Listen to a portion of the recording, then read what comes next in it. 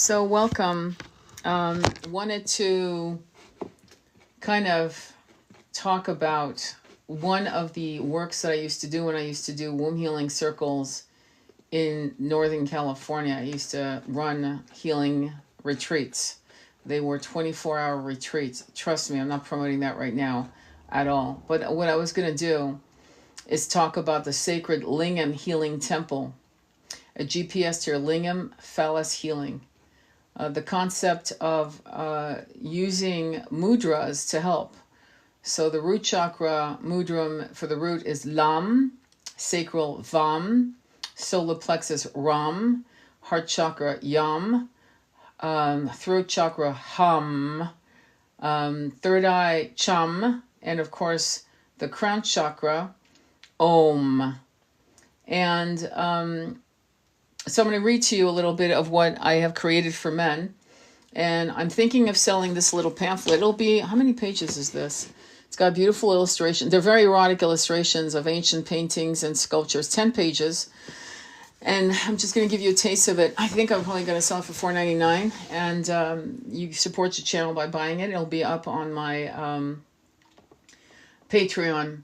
Think of mudras as points of power that charge and assist in you focusing on a particular way of healing while still working a daily practice of meditation. First week, 5 minutes a day for 1 week. Second week, 9 minutes a day for 1 week. Third week, 12 minutes a day. And fourth week, 15 minutes a day for the rest of the year. Spin your chakras from root to crown. You have 9 chakras. Of course, I've talked to you about the 7. But let me go back because I know how people can get confused. So Lam, Vam. Okay, you've got root chakra, Lam, Vam is a sacral chakra. When you do the Hara chakra, the belly button, you would do Lam, Vam. Okay, so we're clear. The next chakra would be the heart chakra, which is Yam. The solar plexus is Ram. You would be doing Ram, Yam on the heart chakra. Okay, just so you're clear. All right, let me continue. Then I talk about abundance chakras, abundance mantra, which you would do 180 times for 45 days. Let me skip. The chamber of shame. Within the memory of your root chakra and sacral chakra, what lies between your powerful thighs, lies a chamber filled with shame, regret, and sorrow. This is not only contains the trauma of your present life, but those of your mother and her grandmother, of your father and grandfather.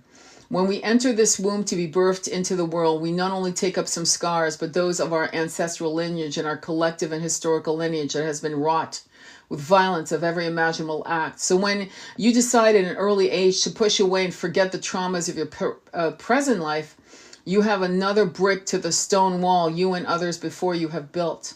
This ancestral and collective agreement is why so many of us cannot seem to form healthy partnership with ourselves, hence with our beloved, nor our children. It seems many of our relationships are fraught with ego-driven battles that seem to have no real reason, and yet here we are. When we arm ourselves with the courage to seek this chamber of shame, we see that what has been stored there was to take the first step towards our own liberation. We would never lock a child away in a dark dungeon, and yet that is exactly what we have done when we choose to refuse to see and purge the traumas we have hidden away from our own sight. So that's part of it, okay? Then I go into the Shiva Lingam stone. Shiva is considered one of the most powerful gods. You've heard of Shiva and Shakti, this is consort. Shiva is 97% of God's actual being. Long ago, Shiva began to be symbolized as the Lingam.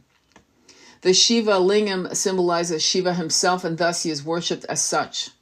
The stones are collected once a year from the banks of the Narmada River, which is located on Onkar Manhada, one of India's 7 sacred holy sites. And I move on. There's more. I mean, let me see.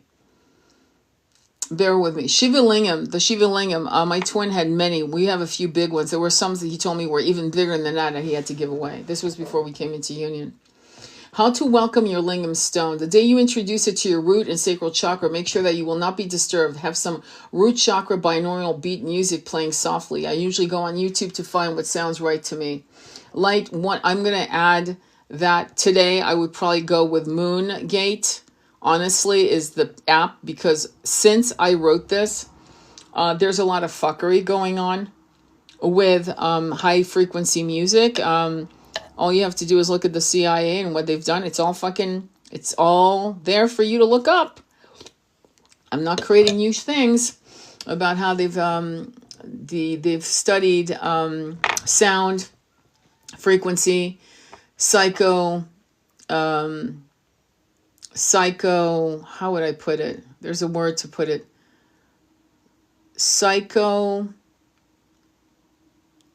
There's a word for this, and I'm trying to find the right word because I want to be exact. Psycho-kidnapping, that's it, of a person's psyche, their very sense of being in the world. When you read my reading of the Emperor's New Clothes, which I uploaded, did I read it? Yes, 2 days ago. I talk about how it's connected with the triangle and the rectangle. Please, go look at it. It's on YouTube. I'm not going to repeat myself again and again, because then it's like I'm repeating every time I do a live. I'm repeating the same things. But suffice it to say, again, I keep repeating the same thing about go watch Men Who Stare at Goats. So the day you take your lingam stone, make sure that you will not be disturbed. Have some root chakra binaural beat music. Light one or more white candles, white, not red, not any other white. Lay back and work on clearing your root chakra, your sacral chakra, and go up to the chakra systems until you've cleared every chakra to the crown. Now place the stone upon your root chakra. Ask it to release all the darkness that has been stored there. See the calcification get loosened and watch the red spin clockwise, pure red and clean. Now place the stone upon your sacral chakra. And I continue in instructions here. Let me skip here.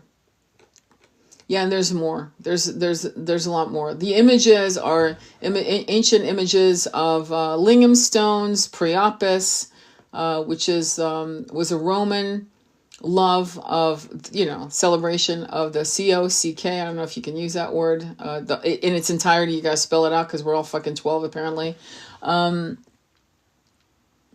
Yeah, there's more. So I think this would be good. I'm going to go ahead, and it's on a PDF form, so I will definitely release that probably next week.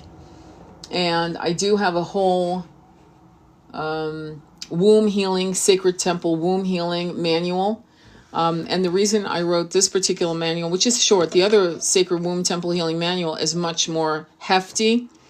It's I would say about 45 pages or what have you. Each chapter breaks into 3 or 4 pages, and it questions some very, what you might call infantile things. I'll give you an example of what I mean by infantile things. What do you call your yoni? What do you call it? What did they call it when you were a child?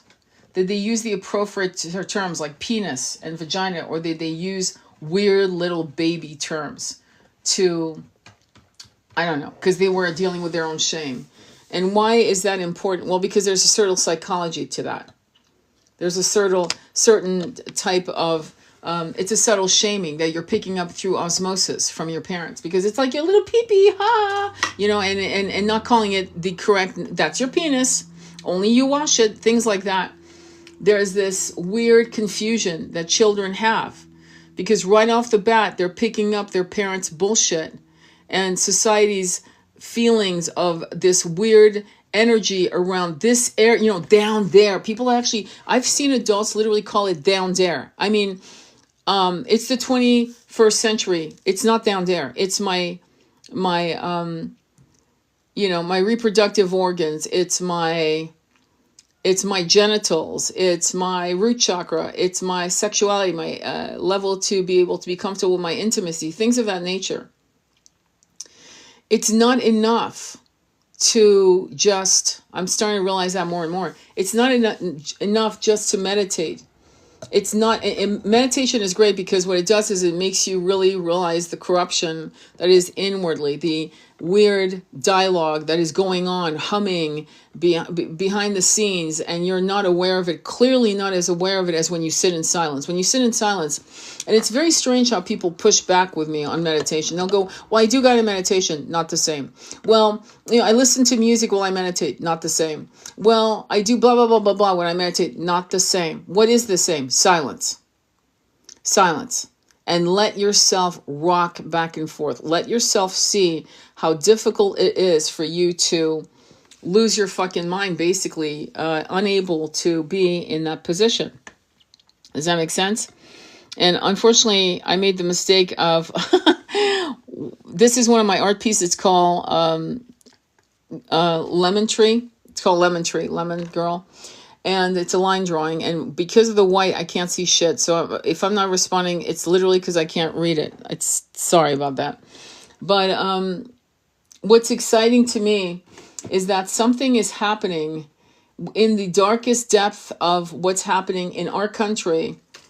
I am finding slivers of light that is so beautiful. Right now I'm watching the beautiful autumn leaves of upstate New York. I'm watching the sun making its beautiful descent, and the light is a gorgeous, bright, yellow, honey colored, and the bees are sleeping. Some of them are dying in their flowers, their last trip today. I was watching them in the cosmos and the sunflowers that still survive the cold chills. And, I don't know if you know that, but when bees are about to die, they pick a flower and they fall asleep, never to wake up. It's the most beautiful thing. It's like incredible.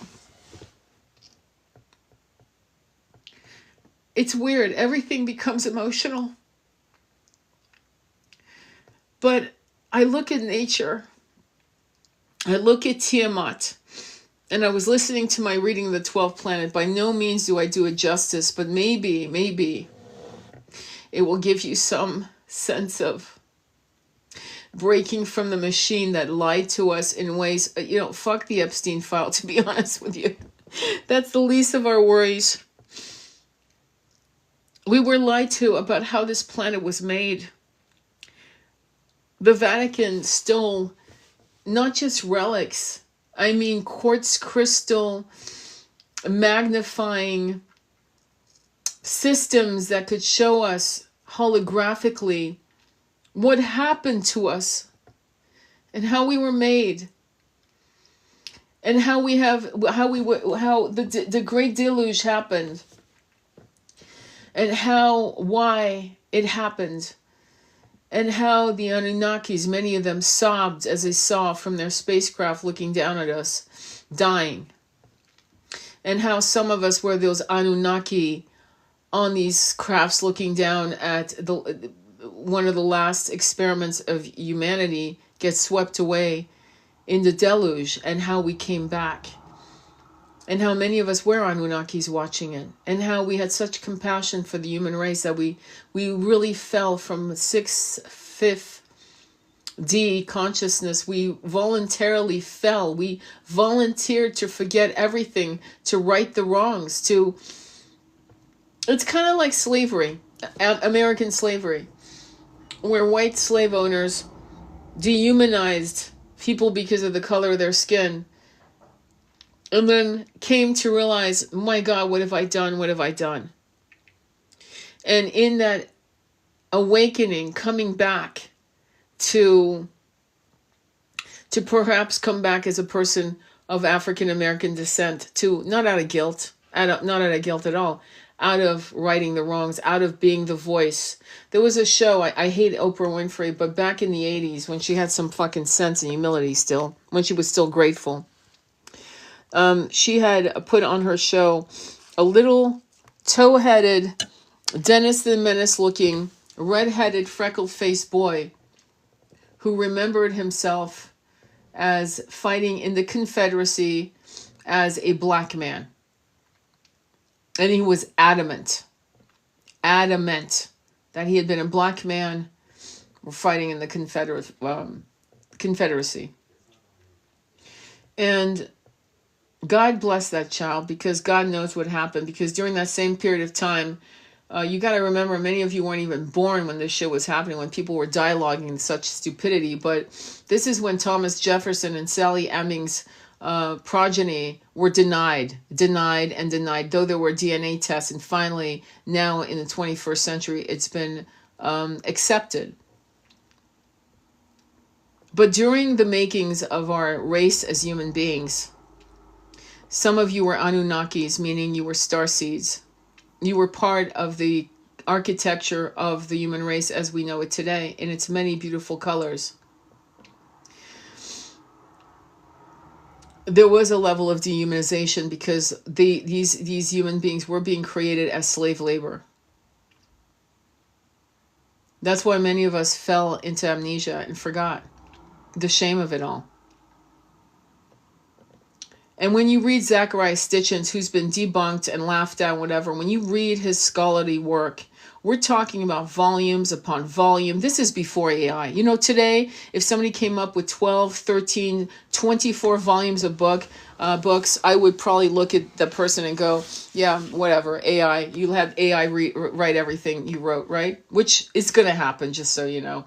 And people are taking AI at face value, which is dangerous, but that's another show, because it's being controlled by governmental officials now. So just so you know. However,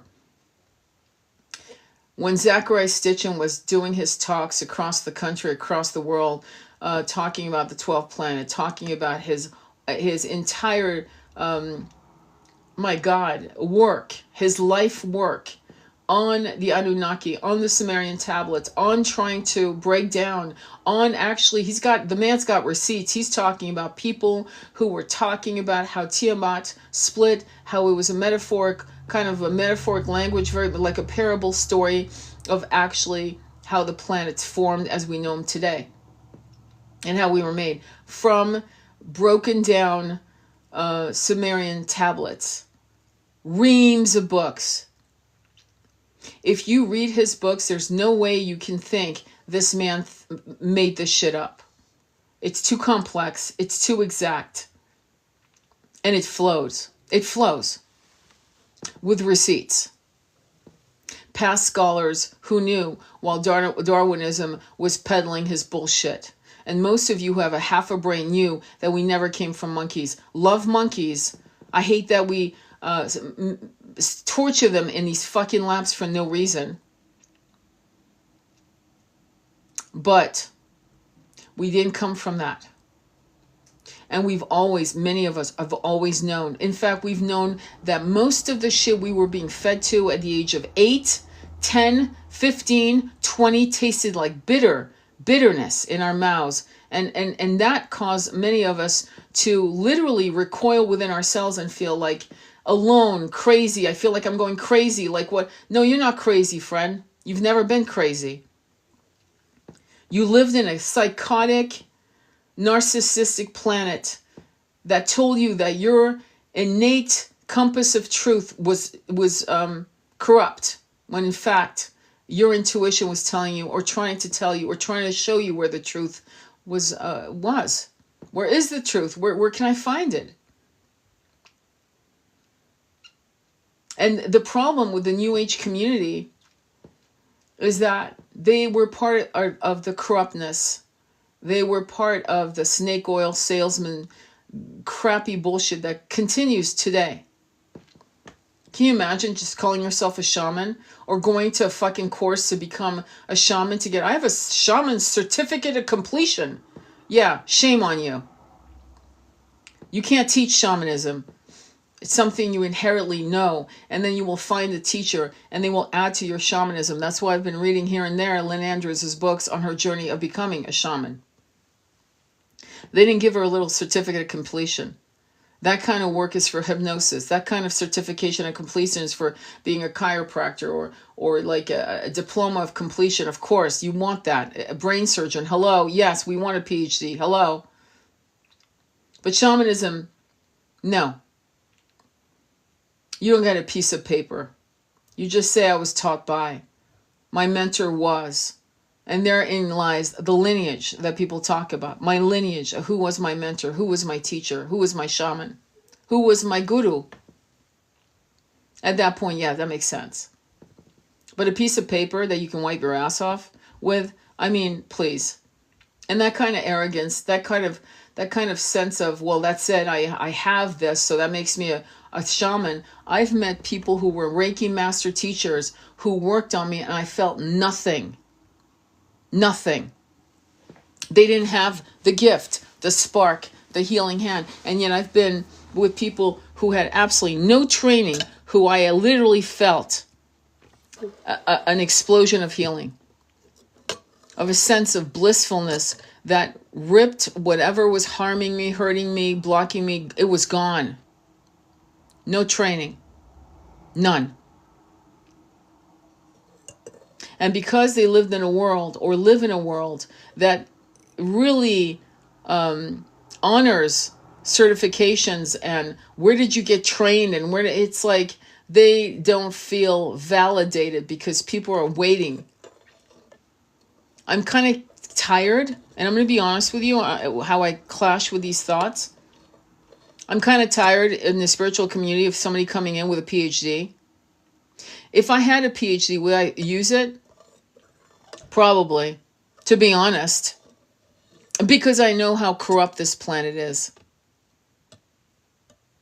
But some of the best teachers I've ever met, you know what they were PhDs on? Their PhD was on fucking living a life that was raw and brutal and muddy and dirty and filled with nectar as well. My shaman, and I'm going to tell that story because you'll never know who she is, was at 13 years old in a motorcycle gang, and they all owned her. They owned her. And for years, because they owned her, she was passed around.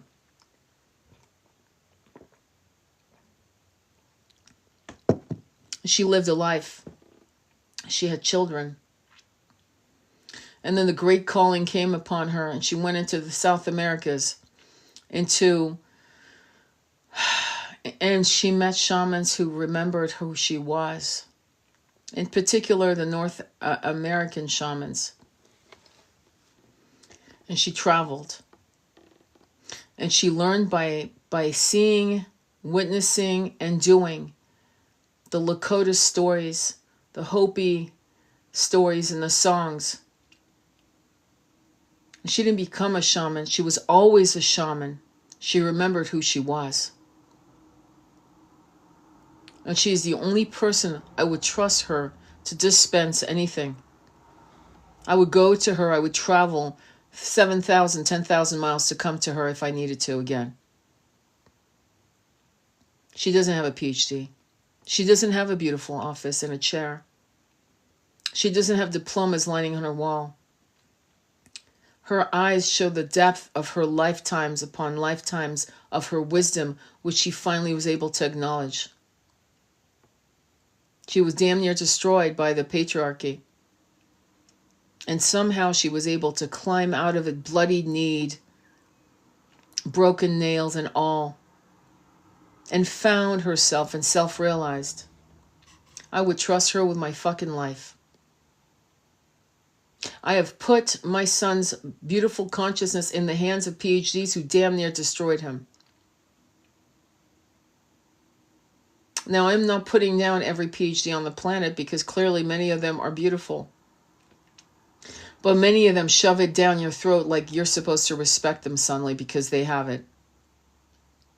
They don't question at all anything. One of the best therapists I ever had was a man.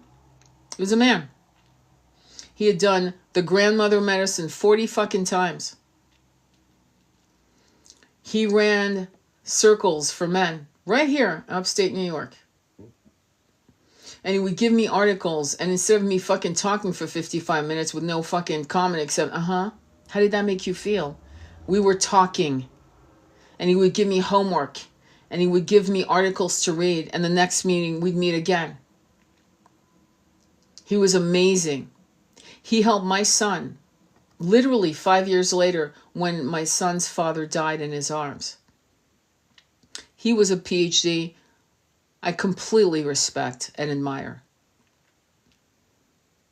But I can assure you that for him to create this incredible, beautiful, safe circle, he suffered himself broken marriages and betrayals, and God knows what else to make him seek the grandmother that often. We have to, and if you're listening to me still, then I'm going to assume that this message is for you. There are techniques in hypnosis that you have to learn from the great ones. And one of the great ones is Dr. Paul Aran, if you want to take his courses.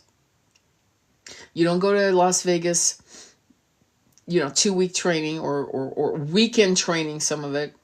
You go to real fucking people who are for real. Paul Aran is a PhD. Dr. Michael Newton was a PhD.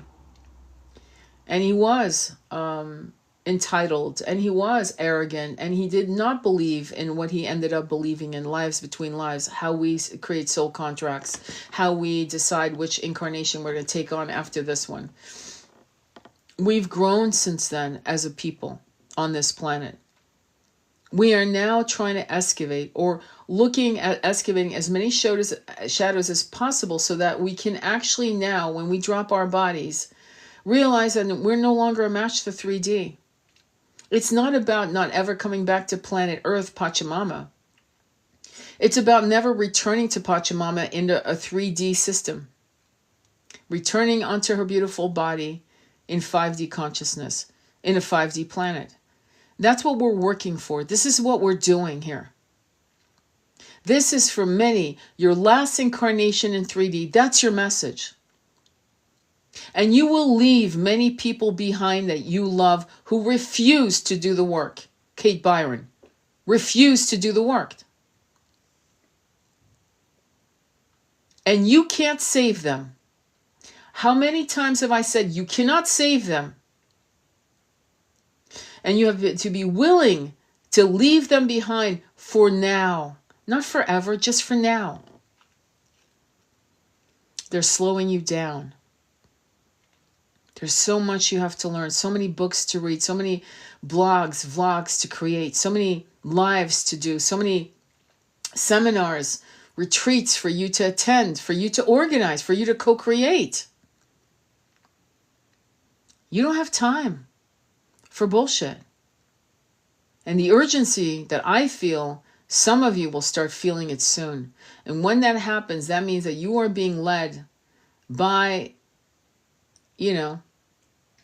spirit, power. It's time. The bell is now ringing. The alarm bell for you particularly. Mine rang in 2014. I've been nomadic since then. And my nomadic journey continues for a time.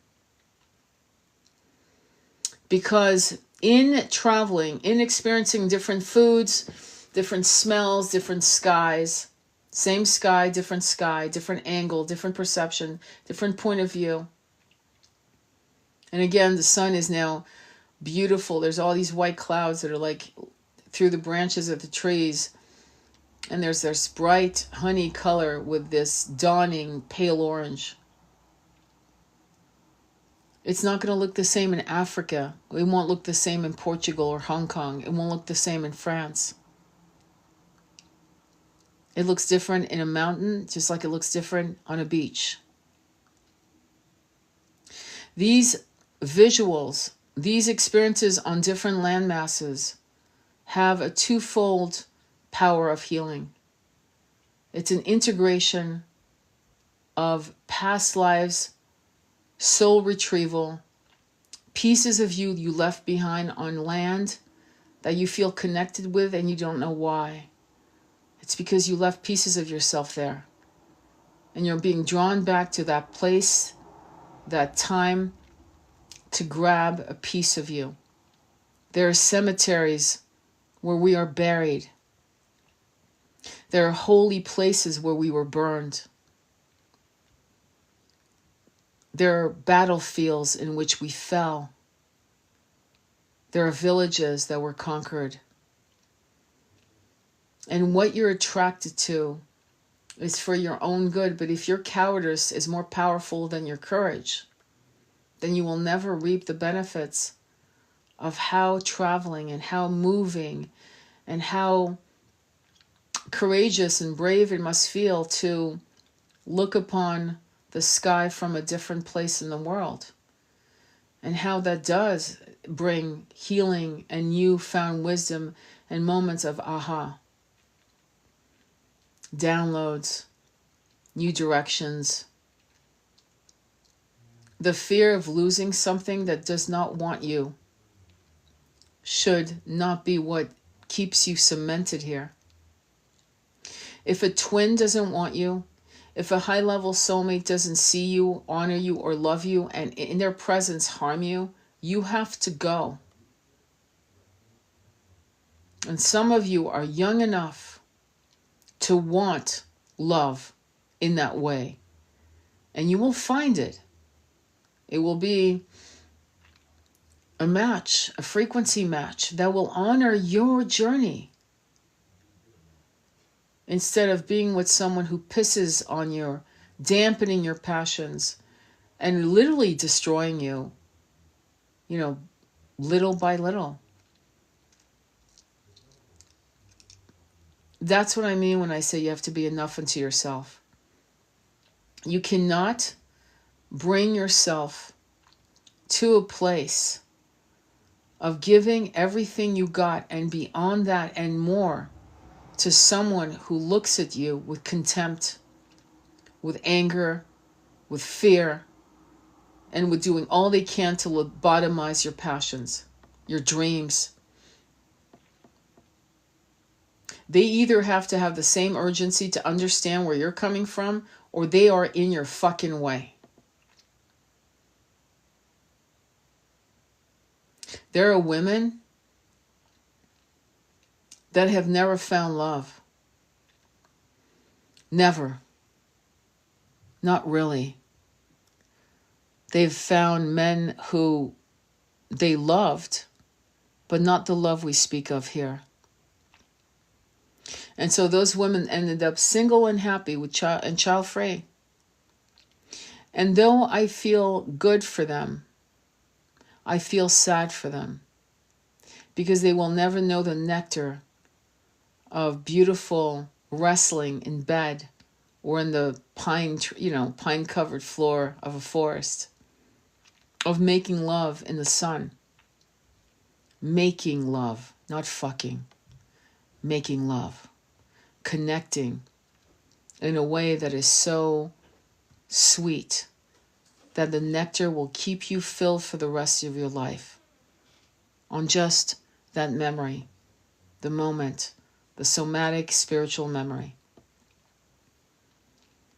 But even then, if a man can't see your value and cannot bring you to another level of your spiritual awakening, if they are the cause of your self-harm, drinking, addictions of any kind, playing small to keep them comfortable, then they need to go.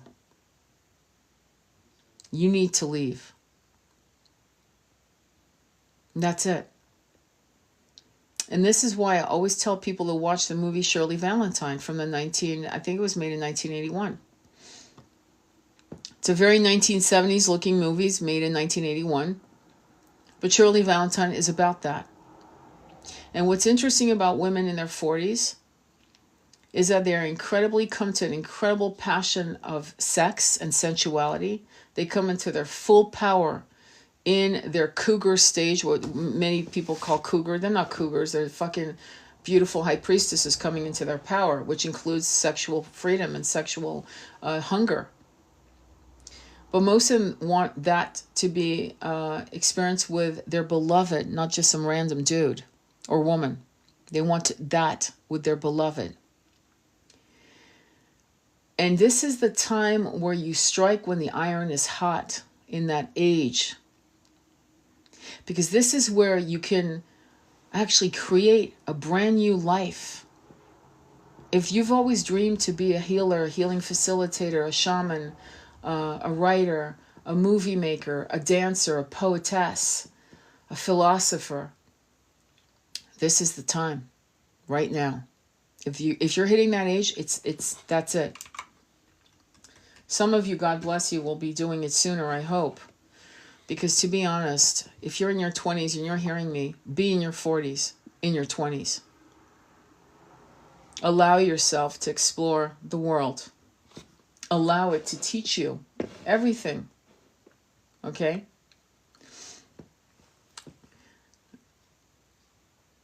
Be fearless without being foolish. And be honest about what you really desire. Do not conform to society's norm. Do not conform.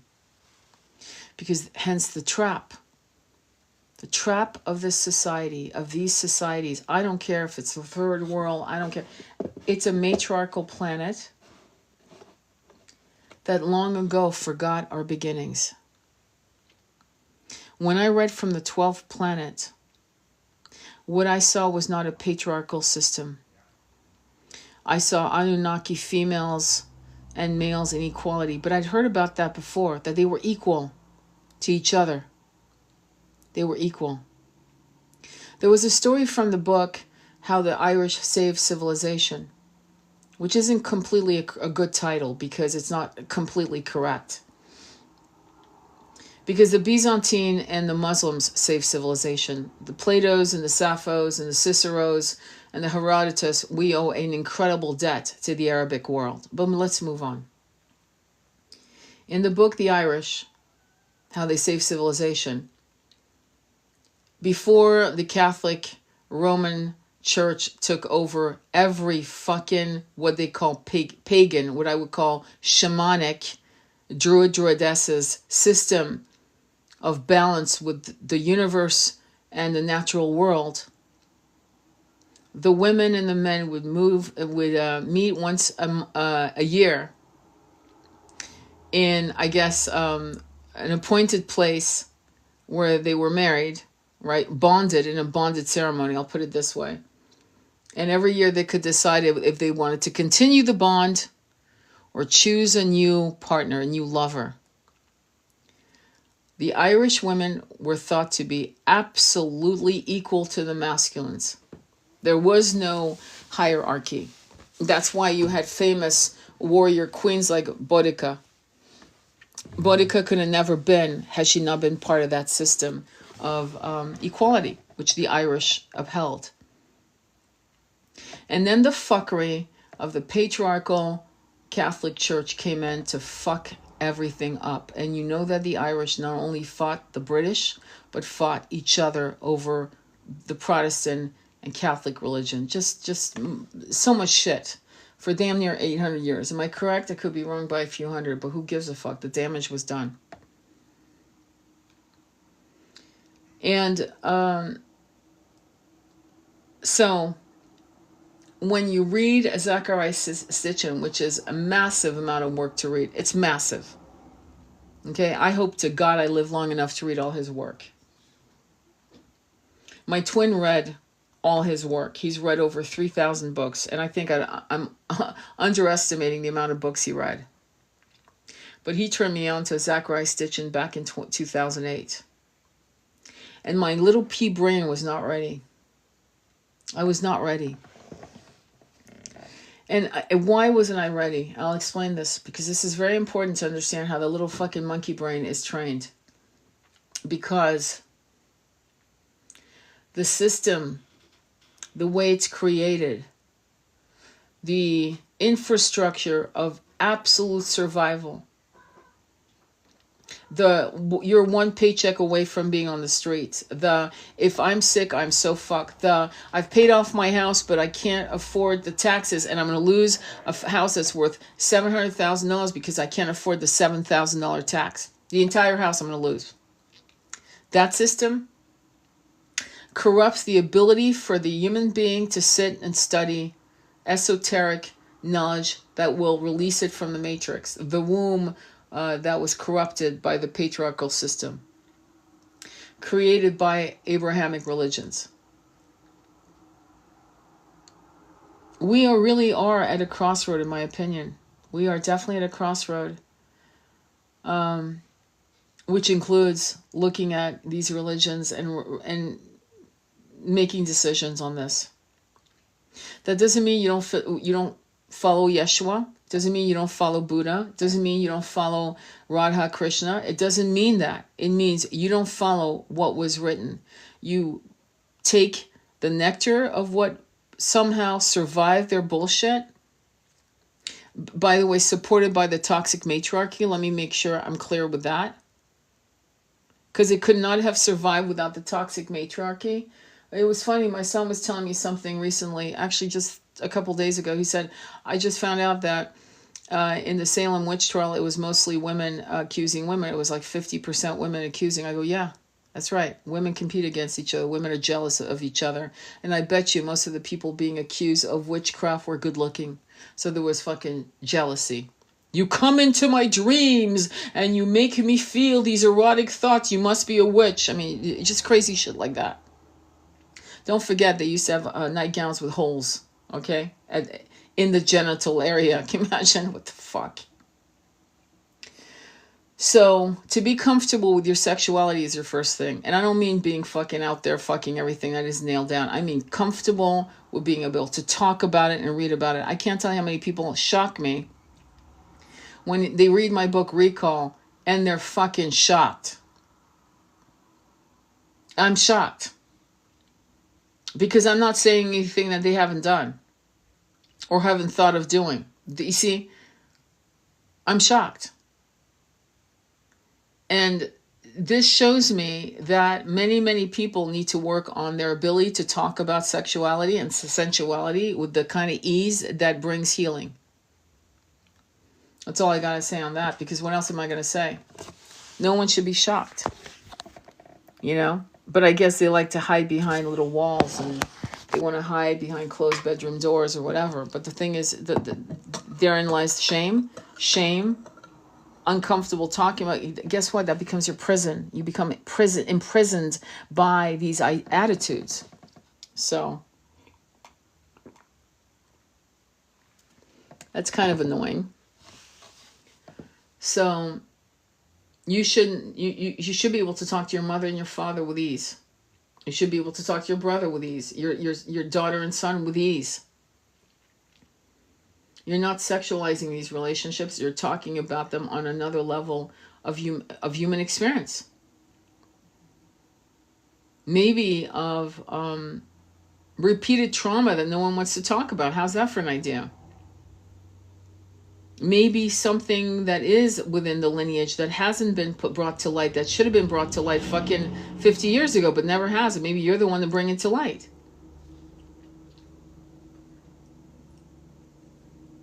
I think this timeline that we're living in with so much corruptness in our face. I was watching Bondi being grilled by, and I don't like her at all. I think she's an absolute fucking nut, but by senators, right? And the senators, the reason why she had him over the hot fire is every senator there was corrupt. So we're dealing with corrupt women who are leading, corrupt men who are leading. Basically, every leader is corrupt. Everyone's got something on someone. Isn't that fucked?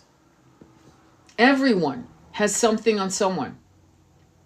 And the few that are really clean as a whistle are being witch hunted. Just on the side note, if you paid attention. And most of the things they have on these people isn't money so much, though that's another question, and we won't talk about it today. It's sexual deviant fucking shit, or cheating, or worse than that. Way worse than that. And what I knew long ago, what I distilled in my mind about sexuality is anything that is hidden in the closet will corrupt a human being, will create a deviant expression of this denied sexuality, be it bisexual, be it gay, straight. If you're hiding it, it becomes deviant. If you're open and honest and you're, yeah, I'm bisexual. Okay, cool. Okay, what? No, that's it. Yeah, I have a partner and we have another lover that lives under our roof, and they're our lover. We love them, and blah, blah, blah. We're good. We're polyamorous. We're bisexual. Good. No one's business, right? But when you hide it, when it becomes your skeleton in the closet, your own integrity is corrupted and you are corrupted. And now they own you. They own you. And the last thing you want to be as a human being is owned by anyone or anything but yourself. And I'm watching how fucked these people are. And your freedom is to be honest with yourself, with just yourself and the people around you. Not that it's their business, but don't hide it. And you're going to feel so much better when people know who you are in all aspects. And you will lose friends. Good, let them go. They were never your friends. Let them go. But anything done in the dark will come to light anyway. And it's up to you how it comes out. And the best thing for you to do is have complete control over that. Because as you become deeper and deeper in your influence, especially if you start creating and talking and teaching and writing and whatever the hell you're going to do, right? If you are full of shit, it will be found out, sadly. And that's why you have to just, like when I go to Europe, I'm looking to write a book about not really my life, but part of it through my twin. Basically, I would say the 4 men that influenced me in this incarnation and how that worked out. And it's not pretty. It's not pretty. It's not healthy. But it is the reality of dynamics between men and women, and how men have been corrupted by society's norm, and how women have catered to it because of fear of abandonment, fear of not being chosen, fear of whatever the hell it is. And part of some of these men are, well, my father, my brother, and my 2 beautiful men, and my son.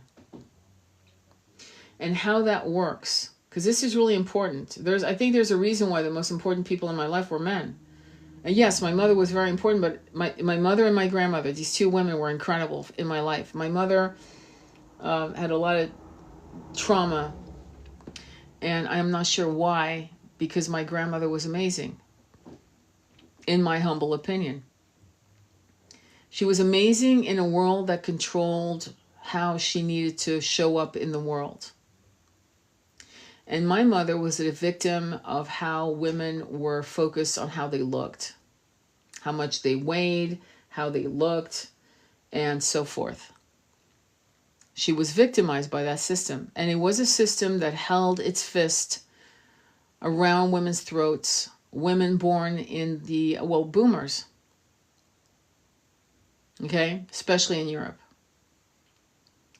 So these dynamics of your relationship with your mother, your father, depending on when you were born and where they come from and who they were raised by, it's kind of important. And what were their sexual experiences. And I don't mean like going down in the weeds about what they fucking did, but the basic, cliff notes on what were the most important things.